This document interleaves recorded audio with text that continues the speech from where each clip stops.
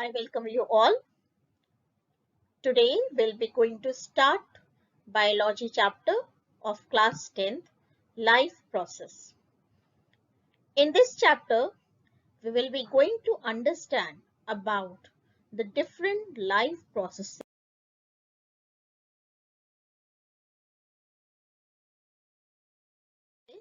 which are helpful in the maintenance of our life or in the smooth functioning of our life.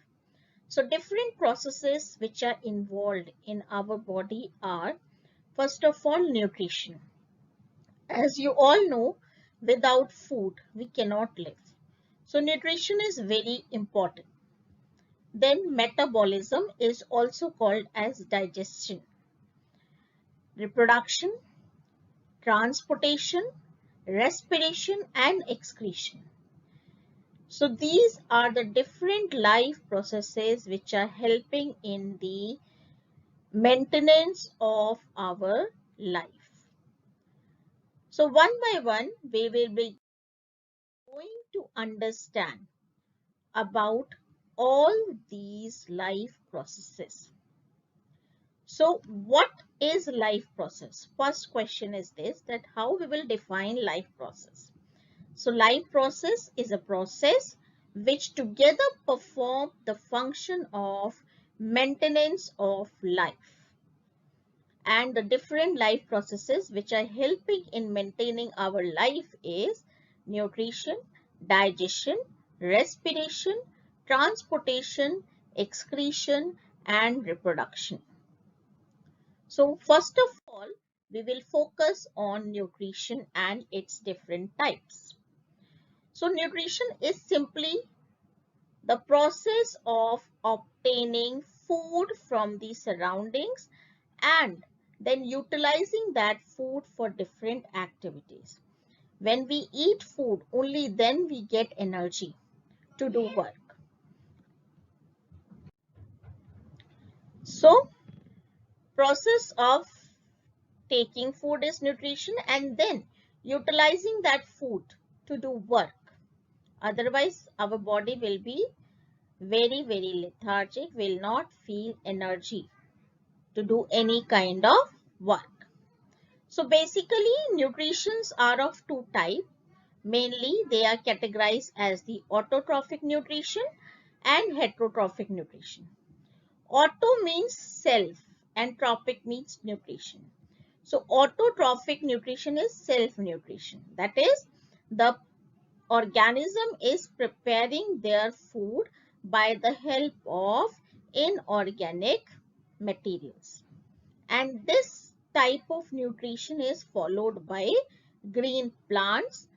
They are preparing their own food by the process of photosynthesis. Then hetero means dependent. So when the organisms are dependent on other organisms for their food, such type of nutrition is called as heterotrophic nutrition.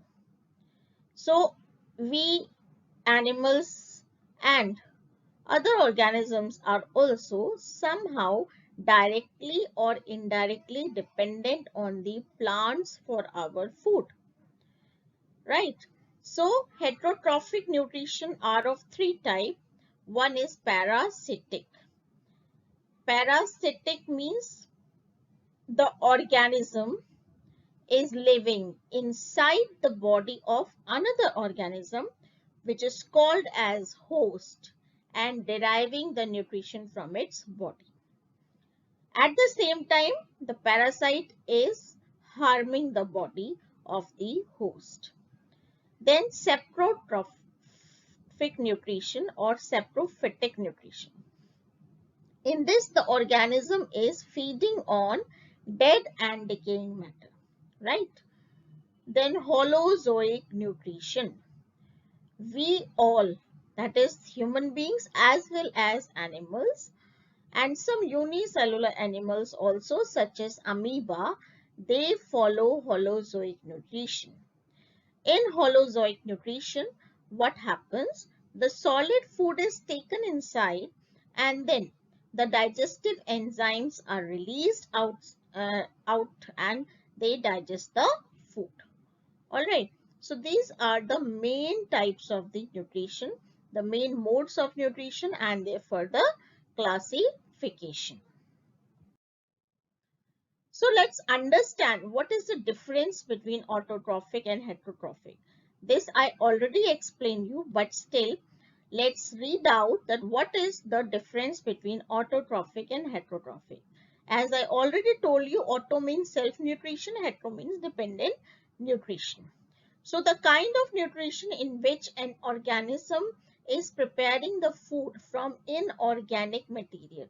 What are the inorganic materials? The inorganic materials over here are carbon dioxide and water. So plants are utilizing carbon dioxide and water to prepare their food by the process of photosynthesis. Photo means light over here. That means apart from carbon dioxide and water, plants are also using sunlight to synthesize or to prepare their food.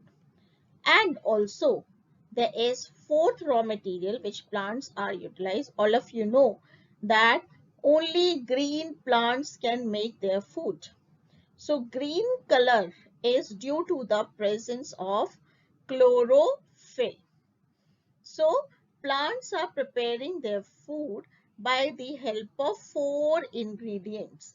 You can say, as if we want to prepare any dish, we want ingredients, right? So plants also need four things or four raw materials, or you can say four ingredients to prepare their food. That is carbon dioxide, water, sunlight and chlorophyll. Similarly, heterotrophic plants are the heterotrophic nutrition is the kind of nutrition in which organisms do not possess the ability to synthesize their own food. They depend on autotrophs or other animals for their food directly or indirectly. For example, animals, fungus and human beings also. So this equation will clear the process of autotrophic nutrition.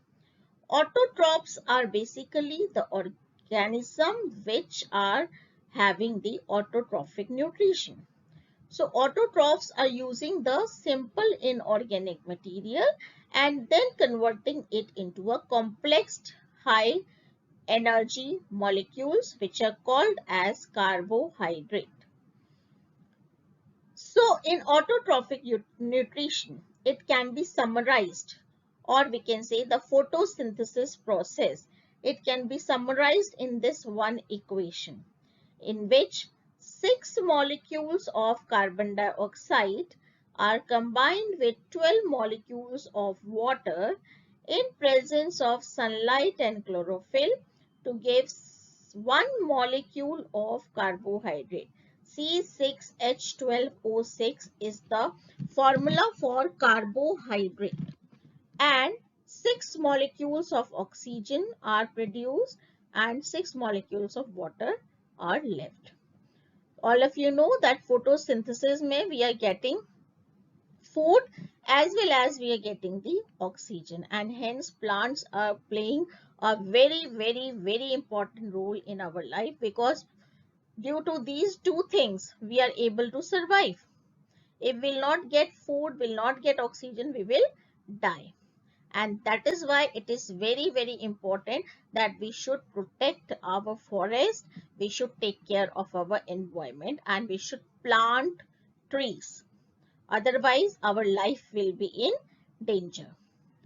So moving on to the next part, that is, these are the raw materials of photosynthesis. In the board question is asked, what are the different raw materials for photosynthesis?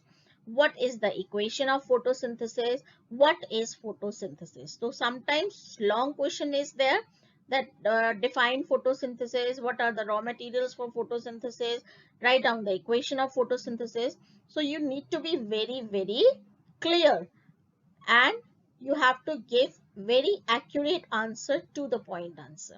So raw materials means we have 4 raw materials in photosynthesis: sunlight, chlorophyll, carbon dioxide and water. So how do the plant are getting these raw material?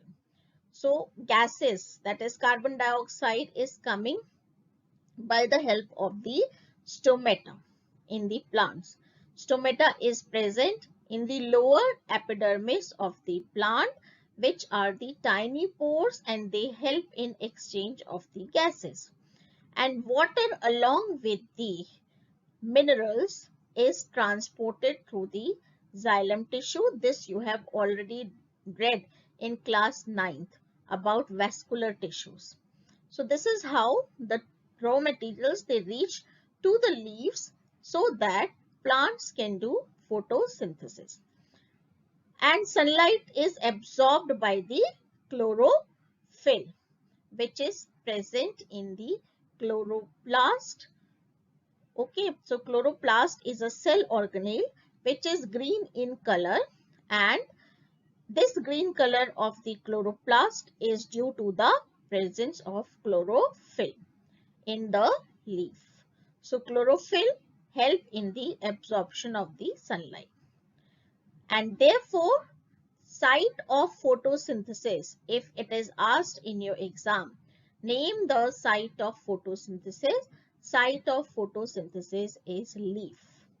Leaf is also called as kitchen, right? Because food is prepared in the leaves due to the presence of chlorophyll. So this thing you already know, whatever I have told till now, because in junior classes you have read these things. But the new concept which is added in class 10th is this, that what are the main events of photosynthesis. Before going into detail of these main events, let's understand this diagram of the leaf. This is the cross section of the leaf. From outside, leaf appears like this. But if we'll see the cross section, we'll cut the leaf and see the cross section of the leaf under microscope, we will find it like this. So this is the upper epidermis of the leaf. These are the cells which are storing the chloroplast, which has chlorophyll. The green color pigment present in chloroplast is called chlorophyll. These are air spaces, and then you can see these pores in the lower epidermis of the leaf. These pores are called as the stomata, which have guard cells. And this through this stomata, carbon dioxide comes in the leaf and oxygen moves out of the leaf. So the events which are taking place in the process of photosynthesis, this is also a very important question, that what are the main events taking place in photosynthesis. So the main events which are taking place in photosynthesis are, number 1 is absorption of sunlight, that is absorption of light energy, and then plants are converted into the chemical energy. So absorption of light energy by the chlorophyll is the first event. In second event, there is a conversion of the light energy into the chemical energy. Chemical energy in the form of food, right? And this conversion takes place by splitting of the water molecule. It takes place by the splitting of the water molecule. Number 2 is this, and third main event is the reduction of carbon dioxide to carbohydrates. So third event is reduction of carbon dioxide to carbohydrate. With these 3 events, the process of photosynthesis completes. So let's understand the structure and function of the stomata. You see this picture, this is of stomata. Okay, these are guard cells. They are also called as kidney shaped cells. There is one stoma, which is the opening of the stomata, and this is the closed stomata. In this stomata, you can see this red colored nucleus is there, chloroplast, vacuole, this is guard cell and the cell wall. So stomata, as I already explained you, that stomata are the tiny pores which are present on the lower surface of the leaf, and they have two functions. Number one is exchange of gases. Number two is loss of the water by the process of transpiration. Next, we have to understand the different types. So, one by one, we'll be understanding the definitions of types of heterotrophic nutrition. So, holozoic nutrition, as I already explained you in the starting, that it is a type of nutrition which all of us are following. In this, we are taking the solid food inside, and then with the help of the enzymes in our body, food is broken down into the simpler substances. So such type of nutrition is called as holozoic nutrition. Example is amoeba. Amoeba is a unicellular organism, and animals. Animals include human beings also. Saprophytic nutrition. In this nutrition, the organism is feeding on dead and decaying matter. For example, fungus. Parasite or parasitic nutrition. In this, the parasite is living inside the body of the host and derive nutrition from it. For example, cuscuta, which is a plant parasite, and ticks, which is the animal parasite. So let's understand in detail nutrition in animals. Here we will understand about nutrition of amoeba. Amoeba is basically a unicellular organism. All the functions of the body are performed by this single cell only. So amoeba takes the food. This is the amoeba, you can see. This is the nucleus and this is the structure of irregular structure of amoeba. These elongations, they are pseudopodia.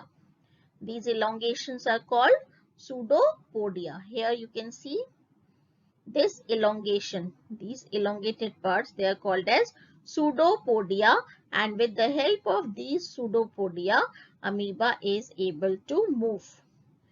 So, if a food is lying outside the body, first of all, amoeba will move with the help of pseudopodia and form a food vacuole like this around the food, so that this vacuole enters into the body of the amoeba. Now here, this amoeba will release certain enzymes which are called as digestive enzymes, and this food will be digested. And the undigested food will be released out of the body of the amoeba. So this nutrition process completes in 5 steps. This is the first step, which is the process of ingestion. So this is the first step, ingestion. The food is taken inside the body, right? Then the food is digested by the amoeba, and digested food is absorbed by its body, and then after absorption, the undigested food is removed out of the body. So these are the different steps in the nutrition of amoeba, right? And this is also a very important question. Sometimes only this diagram is given and you have to label the different steps. So you need to practice this diagram, and labeling of the diagram is also, so this labeling is also very important.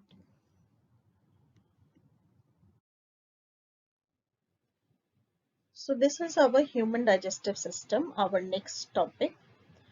This diagram, you must all be familiar with this diagram of human digestive system. This is our mouth, this is nasal cavity, this is pharynx, this is esophagus, here is the salivary gland, this is the liver, the largest gland of our body, this is gallbladder, stomach, this is large intestine, then we have smaller intestine, rectum and anus.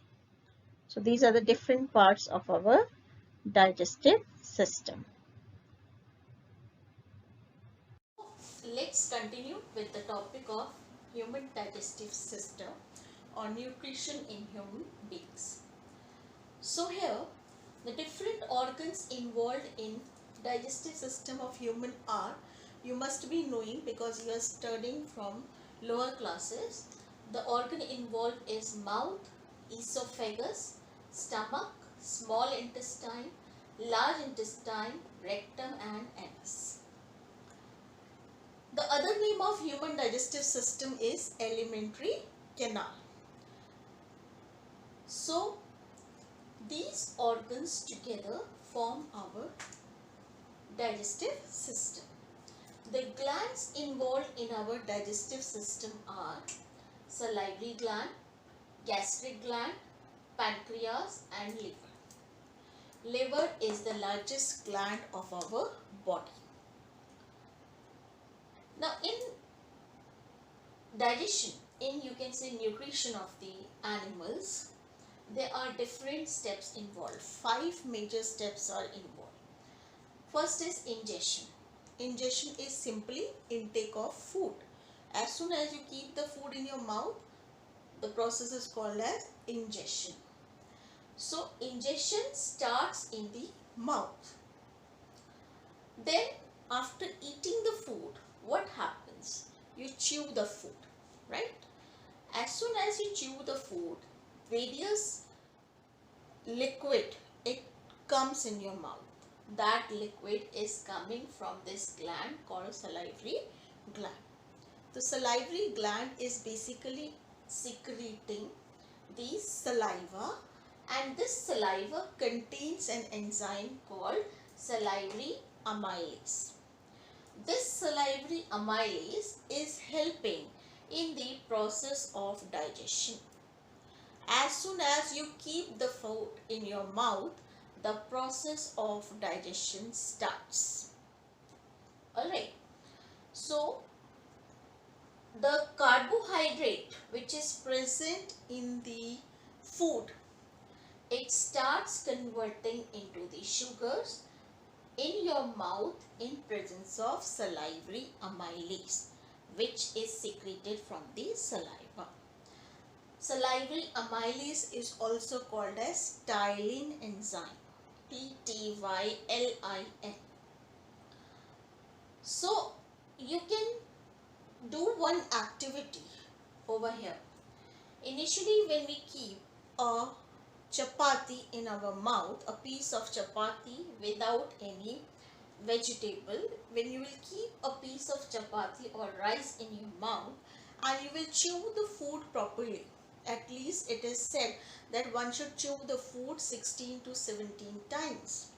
So once you will chew the food properly, initially it will be not tasting you, but when you chew it properly, the food will start tasting sweeter. So that means the carbohydrate which is present in the food has been converted into the sugar by this salivary amylase.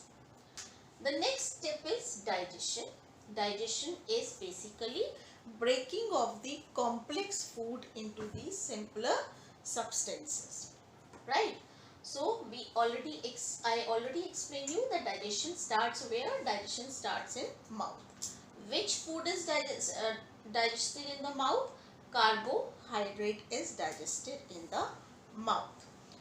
Okay, so once you have chewed the food properly, now the food from the mouth will come to the esophagus. Through esophagus it will reach stomach. So the movements which are taking place in the esophagus are peristaltic movement. Peristaltic movements are the contraction and relaxation of the muscles of the esophagus. And this contraction and relaxation will push the food towards the stomach. Once the food reaches to the stomach, what happens? The digestion of the protein starts. Now, for the digestion of protein in stomach, there are gastric gland are secreting gastric juices. So, gastric gland secrete gastric juice when food enters in the stomach. Now, there are three things present in this gastric juice. Number one is mucus. Now, mucus is a slimy substance, sticky substance. Another is hydrochloric acid, which is called as HCl, and the third is enzyme, that is pepsin enzyme. So, all these together forms gastric juice. Now, initially, why mucus is required in our stomach? So, in stomach, what happens? There is acid in this gastric juice. So, acid will do the burning sensation on the walls of the stomach. So, to prevent that burning sensation, the mucus lining covers the walls of the stomach and they will prevent your stomach from the ulcers. I hope you understand what are ulcers. Ulcers are the छाले जो आपके कभी mouth में हो जाते हैं.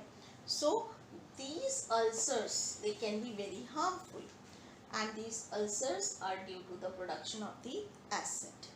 So to prevent the ulcers in the stomach, the gastric juice contains mucus. So this mucus will cover the inner boundary of the stomach so that acid will not come in contact with the wall of the stomach. Now, function of HCl is, when we eat food, there are many microorganisms also, so they might enter into the food when we are eating it. So to kill those microorganisms, HCl is secreted. And the second function of HCl is that this pepsin enzyme needs the acidic medium to work. So this pepsin in the stomach will do what? It will work on the protein part of the food. Carbohydrate is being partially digested in your mouth. Now the digestion of protein will start in the stomach. And what happens? There is a pepsin enzyme which in presence of acid will break proteins into peptones. Right? So after that, this food will start entering into the small intestine. But here what will happen? As these food will reach to the small intestine, there is a sprinkling of the bile juice. You see this bile juice? This bile juice is prepared by the liver, and after preparing this bile juice, liver stored it into the gallbladder. So gallbladder will sprinkle the bile juice onto the food. Now why this sprinkling is done? Because here in the stomach there was acid. So here in stomach mucus was there to prevent the burning sensation from the acid. But in small intestine there is no mucus. So that medium of the food needs to be changed. So here, to change the medium of the food from acidic to the basic or from acidic to the alkaline, this bile juice is very important. Right? Also, second function of bile juice is that the fat which is present in the food will get converted into small droplets by the help of bile juice. And this process is called as emulsification. Right. So, then in small intestine, there is another gland called pancreas, which will secrete pancreatic juices. Now, these pancreatic juices contains trypsin, lipase and amylase enzyme. So, in small intestine, the sugars which were formed by the digestion of the carbohydrate in the mouth by the action of pancreatic amylase will be converted into glucose. So from carbohydrate, complex carbohydrate, the simpler glucose is formed after the digestion. So end product of the digestion of carbohydrate is glucose. Then the protein has been converted into the peptones into the stomach. Now, in small intestine, by the help of this pancreatic juice, which contains the enzyme trypsin, this will be helping in conversion of peptones into amino acid. So, final end product of the digestion of protein is amino acid. Then, the fat emulsification has started at the entry of the small intestine. Now with the help of this pancreatic juice which contain enzyme lipase, these fat droplets will be converted into fatty acid and glycerol. Right? So end product of digestion of fat is fatty acid and glycerol. So we can say that digestion starts in mouth and ends in small intestine. Right. Now the third step involved in animal nutrition is absorption. So once the food is digested, it needs to be transported to different parts of the body, and before that it needs to be absorbed. It needs to be stored so that whenever there is a requirement, it can be released. So for absorption, in this small intestine is like this. Okay. It has many finger-like projections.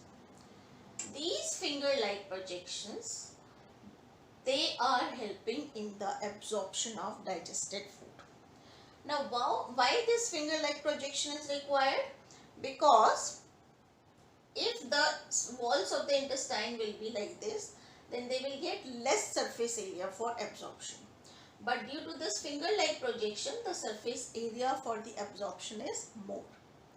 So absorption is simply helping in storing of the food in these villi.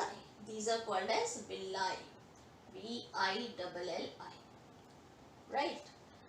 Once the food is absorbed, this food need to be sent to different parts of the body wherever they are required, and this process is called as assimilation. Right. Assimilation is distribution of the food, digested food, to different parts of the body. Now, whatever we eat, it is not necessary that all is being digested or utilized by the body. There is some undigested food also left in the body which needs to be removed out of the body, and that process is called as ejection. Ejection means removing the undigested food from the body, and in that process the food is removed by this anus. In large intestine, what happened? Large intestine, whatever undigested food is there, it moves, and large intestine help in absorption of the water from that food, and then the fecal matter is stored in the rectum, and through anus the fecal matter is removed out of the body, and that process is called as ejection. So this was all about human digestive system. I hope all of you have understood. So we will move on to the next part of the chapter. Good morning class. Today we have to start off with the new topic of the chapter life process, that is respiration in plants and animals.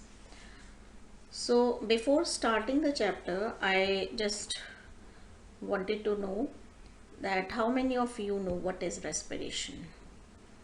Respiration we have all you must have studied in previous classes also. Respiration is basically involving not just breathing. Some of you will, the thing will come that respiration means breathing.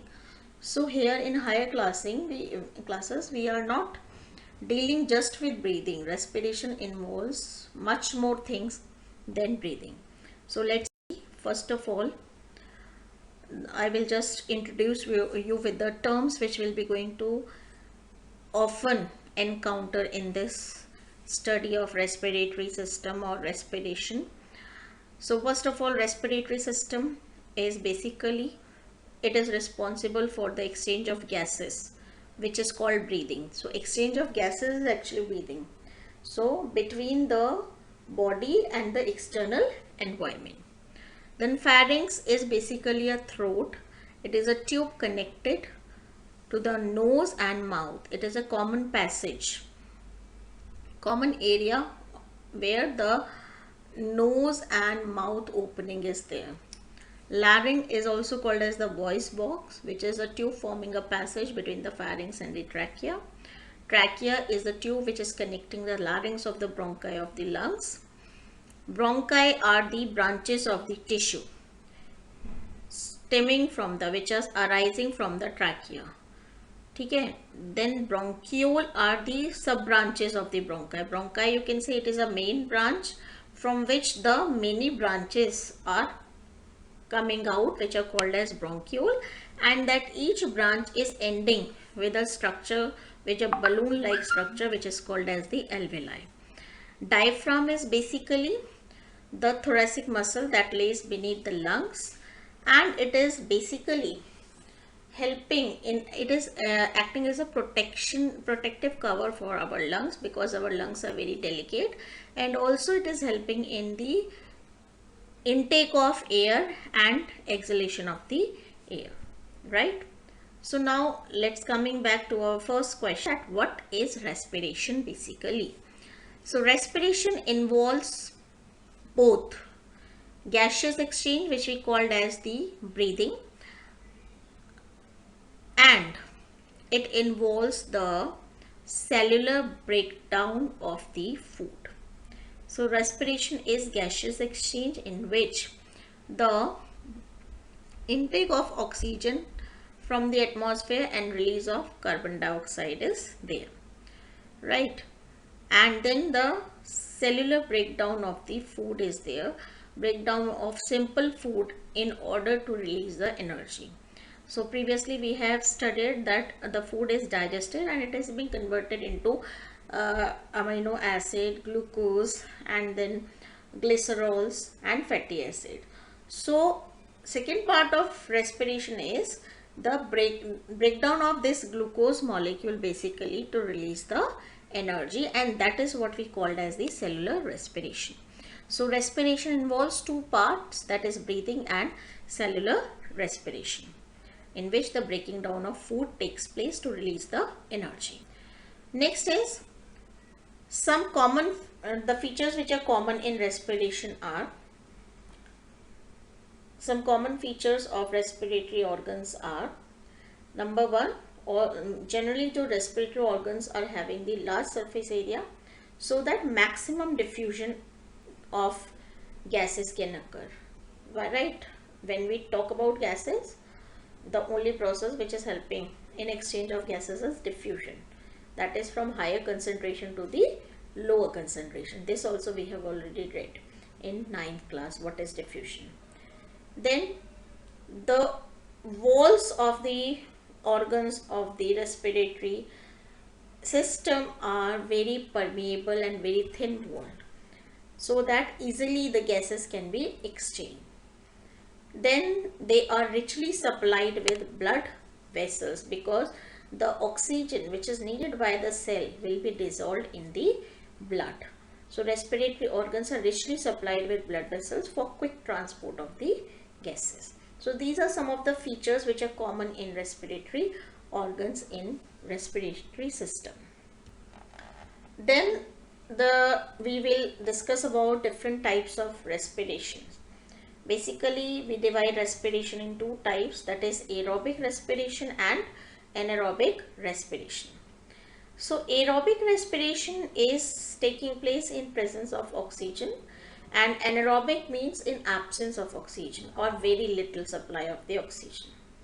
Generally, when food or glucose is broken down in presence of oxygen, it is completely oxidized and it produces carbon dioxide and water.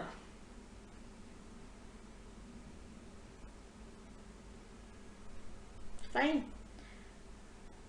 When the oxygen is end products of carbon dioxide and water, then when more energy is released in aerobic respiration, and aerobic respiration is always taking place in the cytoplasm and mitochondria. Fine. The complete oxidation of glucose takes place in aerobic respiration, and aerobic respiration is generally occurring in most of the organism. So when we talk about the aerobic respiration, so glucose is broken down into pyruvate. Okay, pyruvate is a 3 carbon compound, glucose is a 6 carbon compound. So this conversion of glucose into pyruvate takes place in the cytoplasm, and then pyruvate, it is broken down into the carbon dioxide and water, and large amount of energy in the form of ATP, that is 38 ATP molecules are released. And this process of conversion of pyruvate into carbon dioxide, water and energy is taking place in mitochondria. Right, in anaerobic respiration, as I already told you, that it is taking place in absence of oxygen, and generally either it takes place in muscles when the supply of the oxygen is very limited, or it takes place in microorganisms such as yeast. If it is taking place in microorganisms such as yeast, the end product is ethanol and carbon dioxide. If it is taking place in the muscles, generally when a person is doing very heavy exercise, okay, then what happens, the intake of the amount of oxygen required is increased, and that increased oxygen demand cannot be met by the aerobic respiration. In that case, the muscles, they start respiring anaerobically, and they release the energy. Very little amount of energy is released. In that case, hardly 2 ATP of energy is released, and lactic acid is formed, which accumulates in our muscle, and due to this accumulation of lactic acid, we generally person gets muscle cramp during heavy exercise. So in anaerobic respiration, less amount of energy is released, and this anaerobic respiration is generally taking place in cytoplasm. We talked that aerobic respiration taking place in cytoplasm as well as in mitochondria. Here in anaerobic respiration, because oxygen supply is not complete, therefore incomplete oxidation of glucose takes place, and it can be seen in bacteria, yeast, and in human beings it occurs when we do vigorous exercise, that is in muscles. So the equation for the breakdown of glucose in yeast is glucose converted into pyruvate, pyruvate gets converted into ethanol, carbon dioxide and very less energy. In muscle cells, glucose gets broken down into pyruvate, and pyruvate gets broken down into the lactic acid and energy. Energy currency is basically ATP, that is adenosine triphosphate. Right? Now this is the flow chart for breakdown of glucose, and this is same that we have discussed in the previous slide, and this is very important question. It generally is asked in 3-mark question, that explain the breakdown of glucose by various pathway. So in that question, you don't have to write anything, you have to just draw this flow chart. It is there in NCERT also. So glucose in cytoplasm is converted into pyruvic acid and energy. It is for all the three cases, in muscles also, in mitochondria, for mitochondria also, and for the yeast.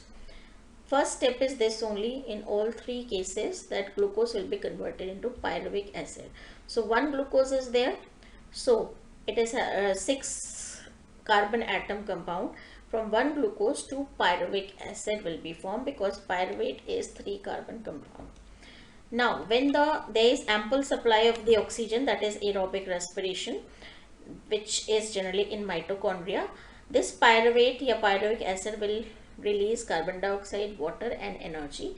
A very large amount of energy is released, that is 38 ATP molecules are released. Then pyruvic acid, in case of muscle, when a person is doing a very heavy exercise, then there is limited supply of the oxygen in the muscle, due to which this pyruvate or pyruvic acid gets broken down into lactic acid and energy. Here very less energy is released, that is around 2 ATP molecule of energy is released. And when it is taking place, the breakdown is taking place in microorganisms such as yeast, that is in absence of oxygen, the end products are formed are ethanol, carbon dioxide and energy, and this generally occurs in fermentation. So this is the pathway for breakdown of the glucose in various organisms, right? I hope this is clear, and this is very important, so you all need to learn it by heart. Next is the passage of the air inside our body. We are talking about human respiratory system right now, so we should know what all the organs are involved in our respiratory system. So first is this nostril. From the nose we all are breathing, we are taking in air. Then there is a nasal passage, nasal cavity, air travels to nasal cavity, then to pharynx, then to larynx, then to trachea, bronchi, lungs, bronchioles and alveolar. So I told you this main stem is this is the trachea, which is a cartilaginous ring structure, and then this trachea is divided into two main branches, which are called as bronchi, and then bronchi are further divided into these sub branches, which are called as bronchiole. And here we can see that each bronchiole is ending with the alveoli, which is a balloon like structure, and these alveoli are richly supplied with blood vessels. Fine, so that exchange of gases can take place between blood and alveoli, right? Now we are talking about human respiratory system. So this is the pathway which we have discussed in previous diagram also, and we know that trachea is the ring, there are cartilaginous rings present in the trachea. Question comes, why trachea is covered with cartilaginous rings? So trachea is covered with cartilaginous rings because trachea is very, you can say, soft. We have already discussed the features of respiratory organs, that respiratory organs are having very thin membrane. Why? So that easily exchange of gases can take place. So this trachea is provided with cartilaginous rings so that it does not collapse. Fine. So that is why it is provided with the cartilaginous rings. Lungs, they are generally present in the thoracic cavity, and over them the diaphragm is present, and they are very spongy elastic bags which are consisting of bronchi and bronchioles and alveoli. Fine. Now how respiration occurs in the human body? So basically respiration is occurring in two parts. I already explained you that one is the breathing. Breathing is external, that is we are taking in air from the environment and we are giving out. Air is having the oxygen, we believe, and the air which we are breathing out, it is having more concentration of the carbon dioxide. So this is the process which we call external breathing, and it is very mechanical process. Then once the air is coming inside the body, the second part it gets activated, and that is cellular respiration, in which mechanism of breathing, what is happening, simple inhalation and exhalation is taking place, but in the next part what is taking place, the exchange of gases is actually taking place. So simple breathing is we are taking in air and we are giving out the air which is rich in carbon dioxide. And once we are taking air which is rich in oxygen, that oxygen will be used to break down the food and release the energy. Fine. Now unicellular organisms are single celled organisms. They are not having many cells. So in them the simple respiration is taking place by simple diffusion, that is exchange of gases. In multicellular organism, as the body size is large, diffusion alone is not enough. So respiratory pigments are also required, and these respiratory pigment is present in the, you can say, blood, and the respiratory pigment is hemoglobin. So oxygen will combine with this hemoglobin and then it will be transported to different parts of the body. So this is called as respiratory pigment. Fine. And this respiratory pigment is present in RBCs, okay, red blood cells.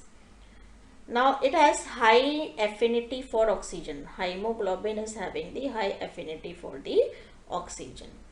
Carbon dioxide is more soluble in water than oxygen, so it gets dissolved in blood and is thus transported.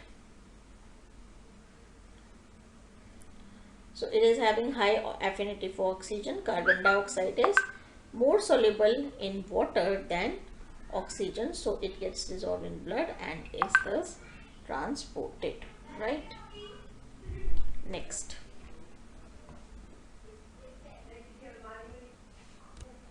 Next we are discussing about mechanism of breathing.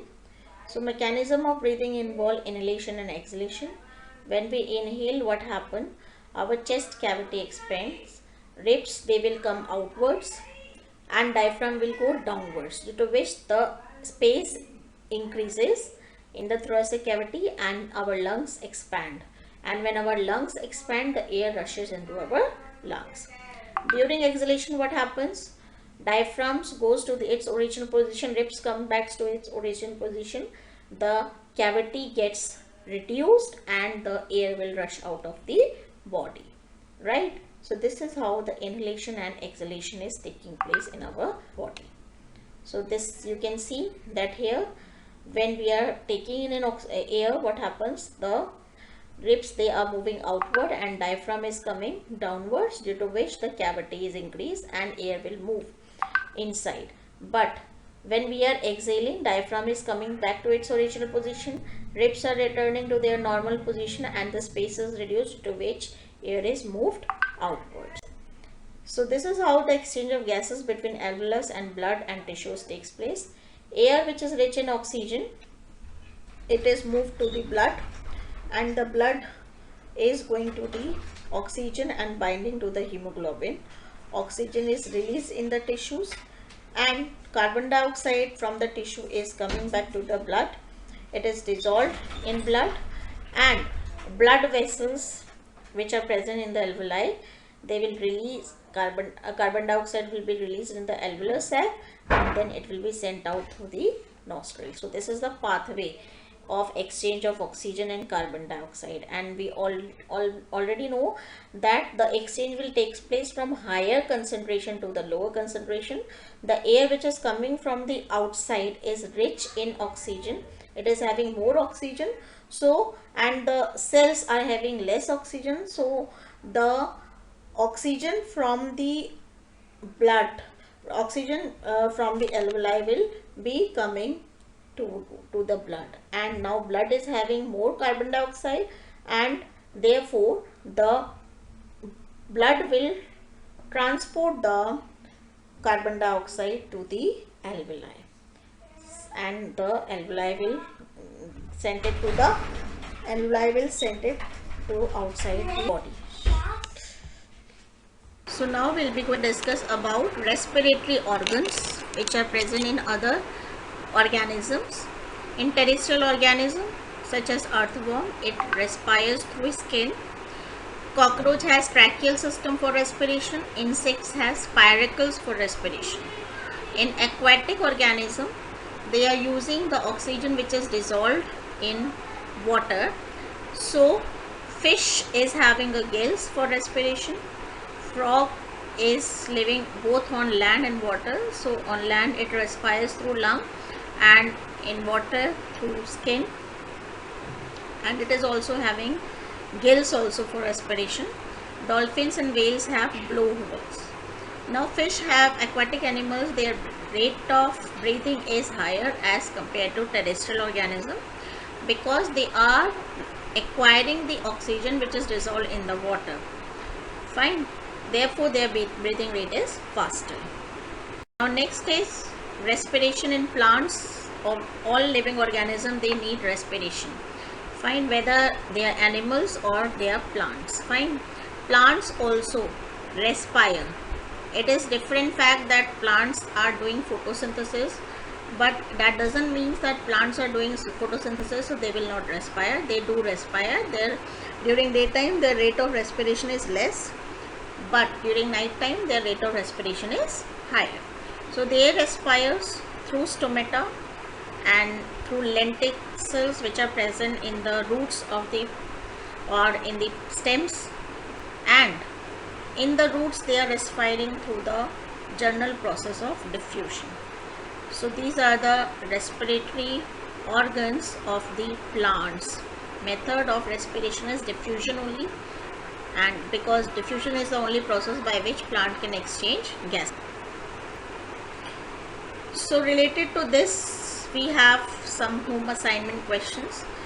Number 1 says explain the breakdown of glucose with the help of flowchart. The flowchart is already discussed in the PPT. You can go through there and you can write down the answer. Aerobic and anaerobic respiration difference is already there in the PPT. You can go there and you can recall the differences. Breathing and respiration, I told you that breathing is simple inhalation and exhalation, that is taking in air and giving out air, and respiration is breathing plus the cellular breakdown of the food.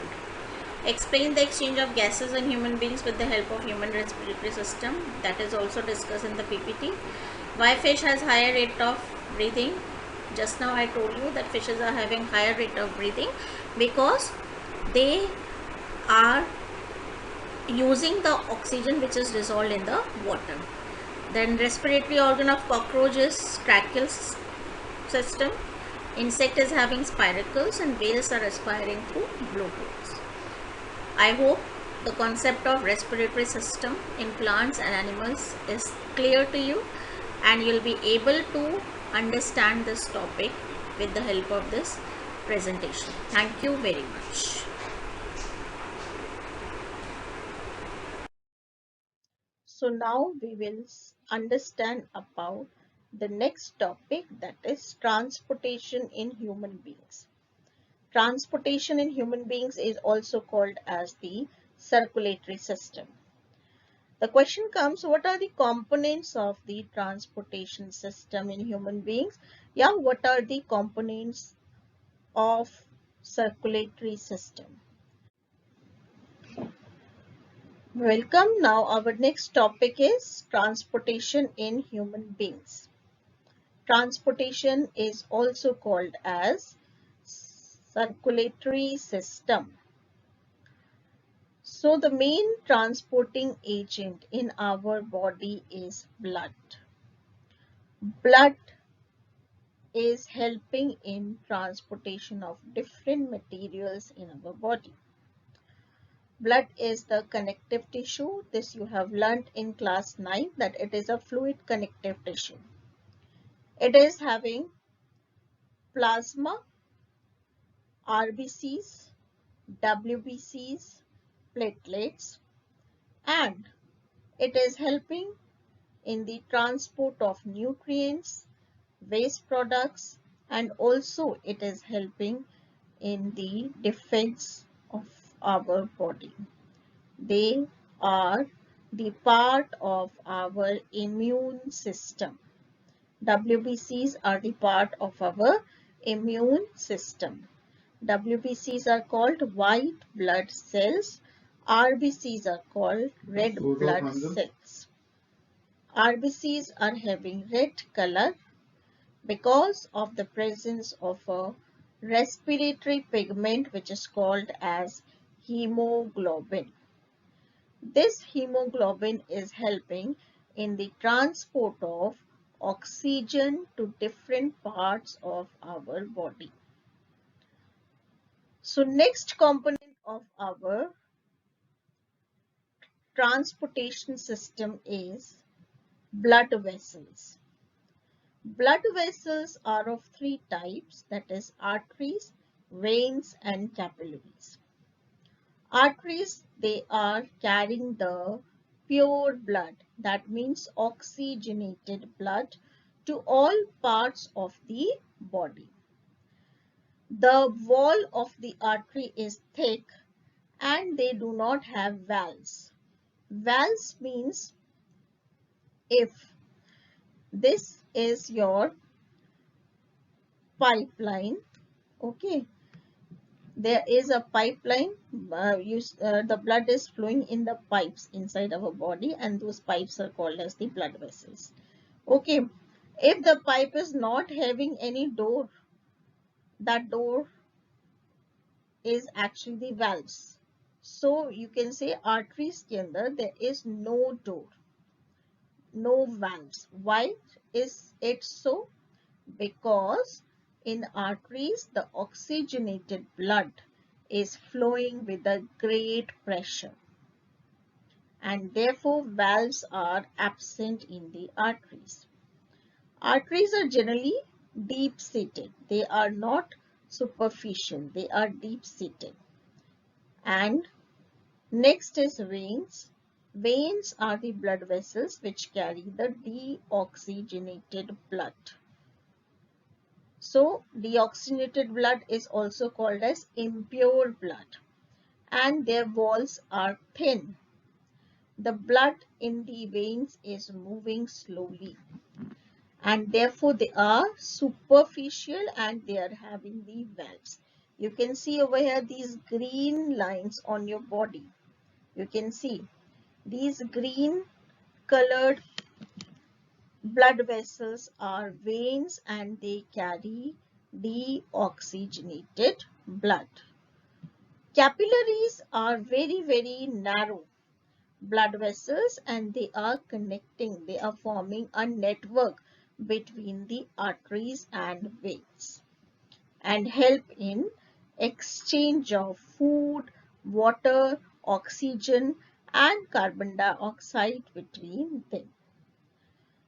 Next major component of our circulatory system is the heart.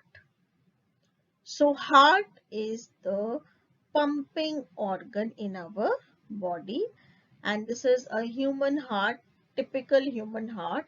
It is of a size of a fist of our hand. Okay, so this much size is of the heart in our body, and this is four-chambered heart. You can see this is right atrium, this is left atrium, this is right ventricle, this is left ventricle. Okay, this aorta is the main artery. Rest of the arteries are joining in this aorta, and similarly this vena cava is the vein, main vein. All the veins, they pour their uh, you can say blood actually in this vena cava. So this outermost covering is called septum. Okay, and it has the pericardium is this black color layer which you can see. Fine, these are the walls. You can see these are the doors which are separating the right atrium from the right ventricle and left atrium from the left ventricle, and these doors are called valve. So this valve is the tricuspid valve which is present in the right half, and this valve is called as the bicuspid valve or mitral valve which is present on the right side of the heart. Right. So this is a typical pathway which is shown here for the circulation of the blood. This blue color part is showing the deoxygenated blood, and this red color part is showing the flow of oxygenated blood or pure blood. So let's understand the pathway of the blood flow in our heart. So in this circulatory system, human beings, in human beings, we have three components: heart, blood vessels, and we have blood. Okay, so what happened during the circulation of the blood in the human heart? So right atrium is relaxed. Okay, when right atrium contracts, then what happened? The right ventricle, it relaxes. Fine. Then right ventricle will contract and the blood will go to the lungs. So basically what happened? The deoxygenated blood is collected from all over the body through the veins and through the vena cava. The secretions are the deoxygenated blood which is brought by the veins. It is poured into the vena cava, and vena cava bring that deoxygenated blood to the right atrium, which is relaxed. Now this relaxed right atrium, through the valve, it will pour the blood into the right atrium, which is in contraction state. Further, after contracting, this blood will go to the right ventricle, right? And from the right ventricle, when right ventricle will contract, the blood will go to the lungs. Why blood is going to the lungs? It is going for bringing the oxygen.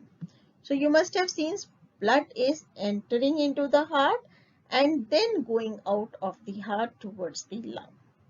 Now, when the blood is taken to the lungs, the deoxygenated blood is taken to the lungs by the pulmonary artery.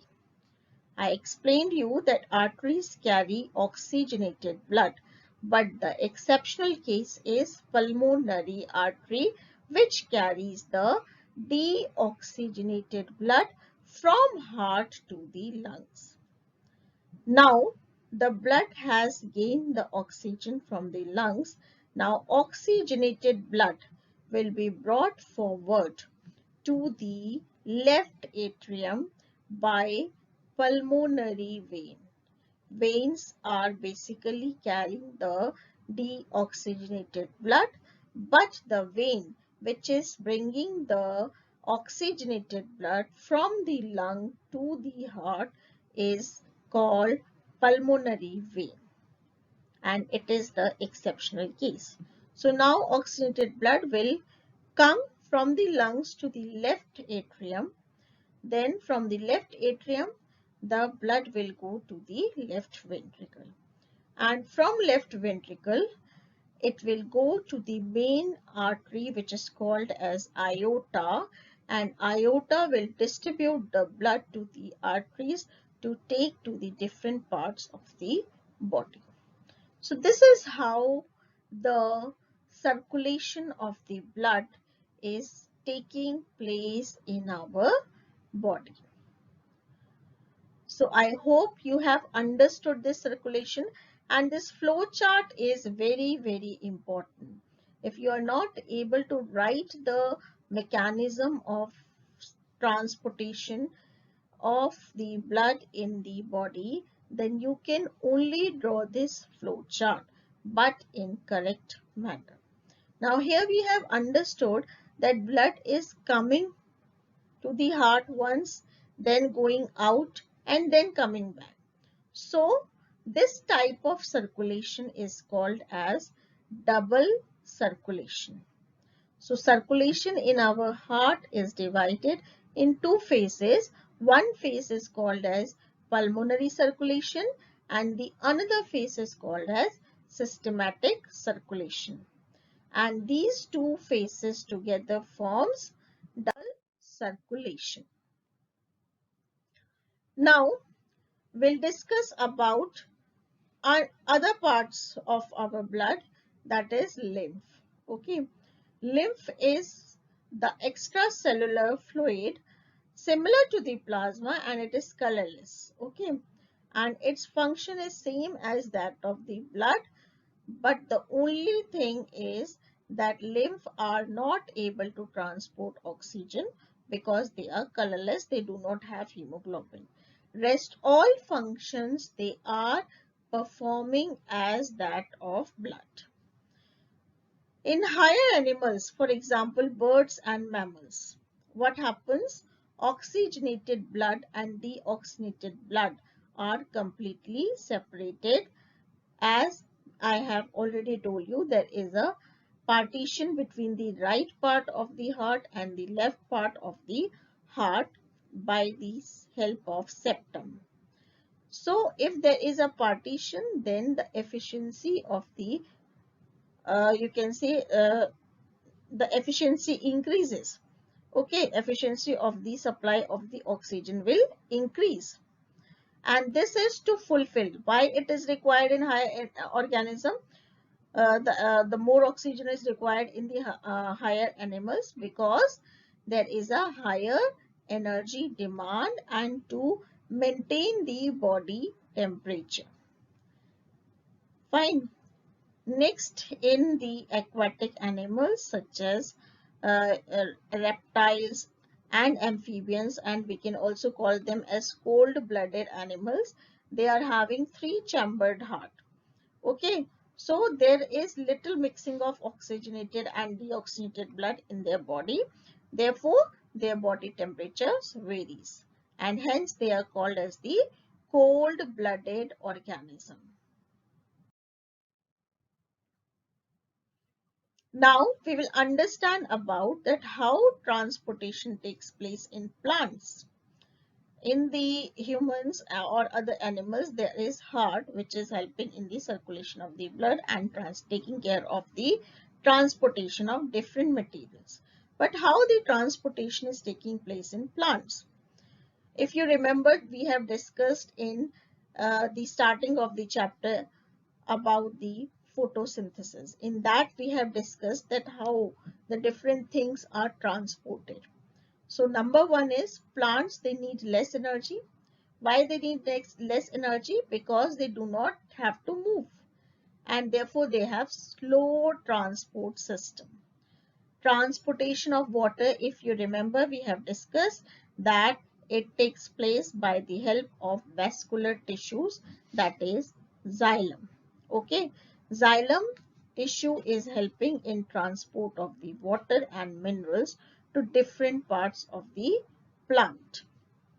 In very tall plant, transpiration is helping in the transportation. Okay, then transport of the food is taking place by the help of the phloem tissue, and this process is called as translocation. So let's discuss about our next system, that is next life process, that is excretory system or excretion in human beings. As you can see, this is the diagram of excretory system. Excretory system is having two kidneys, a pair of kidneys, pair of ureters, then urinary bladder is there, urethra and sphincters are there. So this is a typical urinary tract or excretory system of the human being. Now, the functional unit of the excretory system is called nephron. You can see this diagram of nephron. Nephron is basically having three parts. One is this cup-like structure which is called as Bowman's capsule. It is having a network of the vessels and this forms glomerulus. Then this U-shaped loop you must be seeing. This U-shaped loop is called as Henle's loop, right? Now this Henle's loop is basically U-shaped loop, fine. And this is covered by the network of the blood vessels. You can see here. And then this long tube is called the collecting duct. Apart from this, there is one portion which is called as PCT, that is proximal convoluted tubule, and this is DCT, which is called as distal convoluted tubule. So nephron is actually helping in the filtration of the blood, and it is helping in taking out your removal of the your impure substances from the blood. So nephron is composed of tangled mess of tubes and a filtering part which is called as glomerulus. The glomerulus is network of blood capillaries to which renal artery is attached. You must have seen over here the renal artery is attached to this glomerulus. The artery, all of you know, it carries the oxygenated blood. So artery which takes blood to the glomerulus is called the afferent arteriole. So the name of this artery, renal artery, or we can call it as afferent arteriole, and the one receiving blood from the glomerulus is called efferent arteriole. Right? So glomerulus is enclosed in a capsule-like portion called Bowman's capsule, and the Bowman's capsule, this is your Bowman's capsule or Bowman's cup. This Bowman's capsule is extended. Okay, you can see the Bowman's capsule extend into a fine tube which is highly coiled. This highly coiled tube is called as the proximal tubule. Okay, tubes from various nephron converge into a collecting duct which finally goes to the ureter. So there is three-step filtration. The number one is the filtration which is taking place inside this Bowman's cup, and that process is called as ultrafiltration. During this filtration, the important things from the blood such as glucose, etc., it is reabsorbed. In this Bowman's cup, the inner lining of this cup is perforated. Then in U-shaped tube which is called as Henle's loop, there is second process which is taking place which is called as selective reabsorption. Different ions which are required by the body, they are reabsorbed over here from this network of the blood vessels. And then the waste material, it is collected in this collecting duct, and through this collecting duct the waste materials are transported to the ureters of the kidney. So how the formation of urine takes place? Just now I explained you the three steps, that is ultrafiltration, selective reabsorption, or it is also called as tubular reabsorption, then secretion. So urine formation is involving three steps: glomerular filtration or ultrafiltration. Here the nitrogenous waste, glucose, water, amino acid filter from the blood into the Bowman's capsule of the nephron. Then there is selective reabsorption or tubular reabsorption in Henle's loop, where the useful substances from the filtrate are reabsorbed back by the capillaries surrounding the nephron. Third is secretions. Extra water, salts are secreted into the tubule which opens up into a collecting duct and then into the ureter. So urine is produced in the kidney, passes through the ureter into the urinary bladder where it is stored until it is released through the urethra. The purpose of making urine to filter out waste product from the blood, that is urea and other nitrogenous waste produced in the liver. So this is how the urine formation takes place. In exam, the diagram of the nephron is asked. It is very, very important how urine is formed. This question is also very important. And what are the components of urine? So urine, basically the main component is water. Apart from water, there are nitrogenous waste and urea. So these are the components of urine. So excretion not only takes place in animals, but it also takes place in plants. So how and what plants excrete? So excretion of oxygen is there in plant. All of you know this, that during the process of photosynthesis, oxygen is the excretory product, right? Carbon dioxide is also excretory product in plant during respiration, right?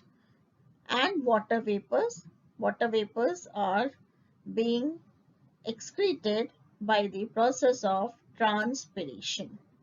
All these things are excreted by the help of stomata, which are present on the lower epidermis of the leaf. Apart from these three, the other waste material are, they may be stored in the leaves and bark of the tree, which fall off from the plant. Then plant, it excretes some waste into the soil also.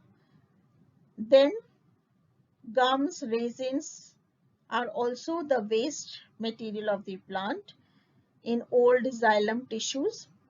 Some metabolic waste in the form of crystals of calcium oxalate is seen in the leaves of cloacacia and stems of jimmican. Jimmican, all of you must be knowing that it is a sort of vegetable. So these are all excretory products which can be seen at different parts of the plant. So children, this is your home assignment, that you will write down the difference between artery, vein and capillaries. You will also write down the difference between blood and lymph. And the most important question is that you will explain the double circulation in human beings with the help of flowchart. I request all of you to please practice all the diagrams of this chapter.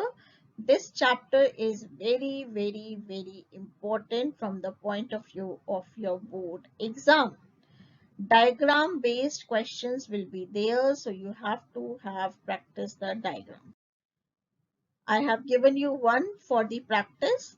So the question will be that identify the diagram and label the different parts. So I hope you must have identified this diagram. It is our human digestive system. So you have to label from 1 to 12. These types of questions are asked in board. That is why I have given one for the practice. I hope you will enjoy doing these questions. We will discuss the questions in the class and you will send me your assignment after discussion. Thank you very much. Have a nice day and we will meet again for next topic.